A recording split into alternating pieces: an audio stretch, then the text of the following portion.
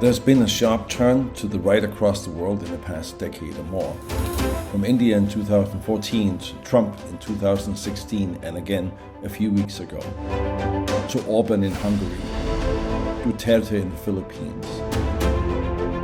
All over the world, right-wing populist leaders have gained momentum by pushing back against the effects of globalization, against liberal democracy, against multiculturalism, against the increased visibility of women in public life, and against the recognition of diverse racial, ethnic, and sexual identities.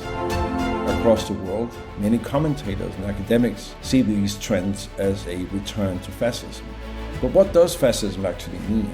Let's not forget that fascism was only one manifestation, albeit a particularly violent one, of a much broader range of conservative and nationalist movements and ideologies that have opposed liberal freedoms, democracy, principles of equality for more than a century.